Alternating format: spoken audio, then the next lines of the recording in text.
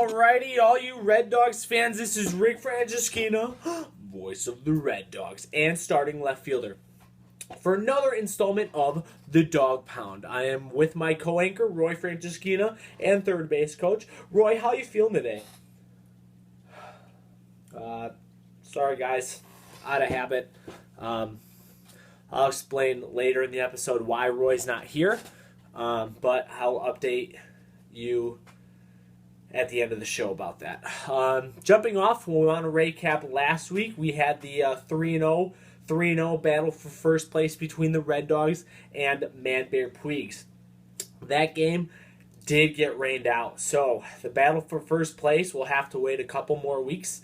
Don't know if we're going to make it up yet. We're still waiting word from the commissioner. Once we know, we will let the Red Dogs Nation know on the Red Dogs Network. So we don't know if we're going to make that one up yet. We already made up a game earlier due to a rainout, so I would guess that we would make it up. However, we do not know at this point. So we are still 3-0. Had off of last week then due to the rainout. So we look forward to this week against the Empty Netters. Now, the Empty Netters are coming into this week 1-1. We are 3-0. I can't say I know a whole lot about the Empty Netters. I think they're new to the league, not too sure.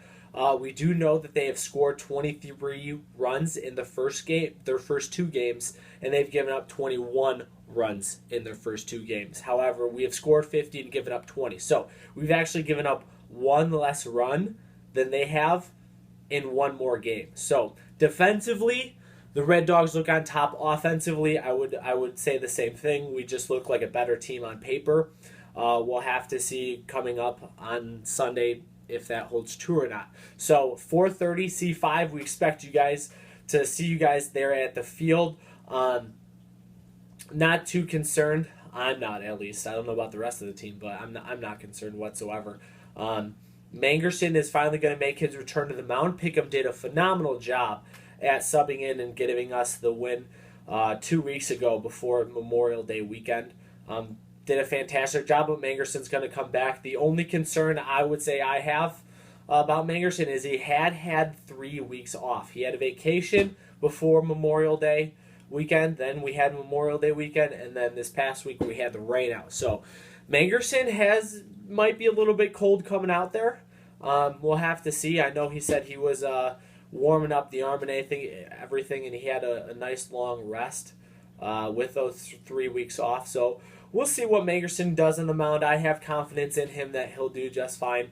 But like I said, we'll kind of have to play it by ear. We might have to pull Pickham if Mangerson looks too rusty out there. So Pickham or be ready to come in pitching from right center field if he gets that call. The other storyline I think we have coming into this week is Tamino and Weimer batting like on fire lately. They are absolutely tearing it up in the first 3 games. Both of them have an on-base and batting average over an 800. We look for them to continue that hot streak coming in this Sunday. We'll have to see. Like I said, having the Memorial Day off and then having the rain out last week, we'll see if there's a little bit of rust there that they have to shake off. We'll see. But I have full confidence that they will come out there and they will continue just lacing that ball. Like I said, both batting over 800 on base and batting average. So they're tearing it up right now, guys. They're tearing it up. Well, hopefully they can continue that coming into Sunday. So those are the couple of storylines. The preview next week, this coming Sunday, 4:30 C5, Empty Netters, Red Dogs. I'm not expecting anything but a W. Hopefully we can slaughter them in 5.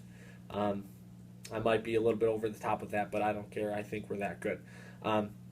And now I just, guys, want to update you on the status of Roy.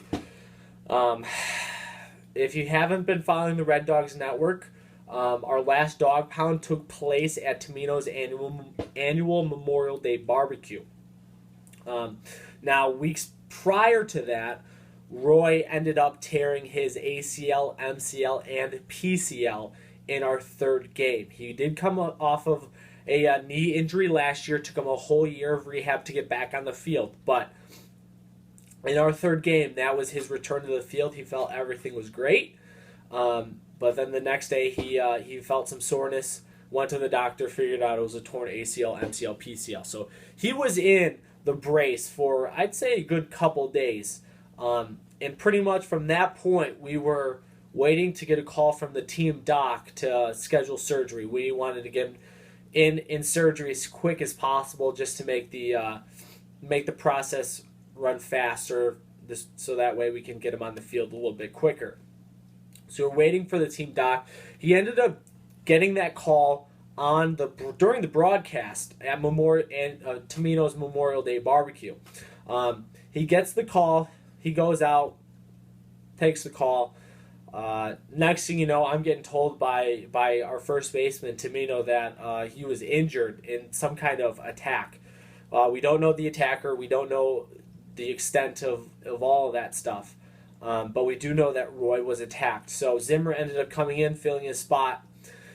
From that point, during the broadcast, he was taken to Payless Hospital. They got him to Payless Hospital. All the beds and everything were full. So at that point, then they took him over and transported him to Rush Hospital downtown. He gets to Rush Hospital, same thing. Beds are full. They couldn't take him. So at that point, they transferred him all the way back to Christ Hospital. Now, there's a lot of time in between there. It was a good couple hours before he was actually able to get into an emergency room. So at Christ Hospital, they get him in the emergency room. They fix him up and everything, get him in an emergency surgery.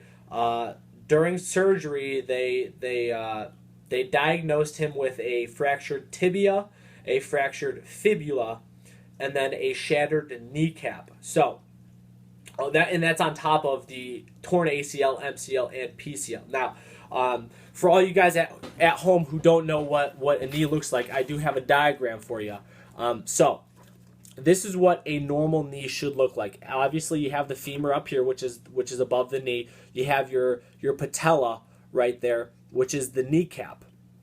And then you have the tibia and the fibula, which are your underneath the knee right here. Those are the two bones. So this is what the normal knee should look like. This, however, is what Roy's knee looked like after the attack. As you can see, the femur is still intact. That was fine. The kneecap, however, was shattered, and as you can see, there are fragments. It just completely shattered. There's some fragments actually in the back of the knee. There is his fibula and then his tibia. Now, if you look here at the fibula, part of it actually is cracked and is actually behind his femur, and then his tibia cracked right here at the bone, and it actually came out of the skin. So it was a gruesome sight if you were on scene to see it. So, like I said, comparing the two, this is what the normal knee looked like. This is what Roy's knee looked like. Obviously, there was a lot of damage done. They brought him into surgery. They fixed him up as best as they could. Currently, he is still in the hospital receiving intensive care. So, as far as the timeline on when he's going to get back, we don't quite know 100% for sure. He should be getting released in the next couple of days. Hopefully, he can be there this coming Sunday against the Empty Netters. We don't know for sure yet. Ideally he'd get out and he could be at the game, but we don't know.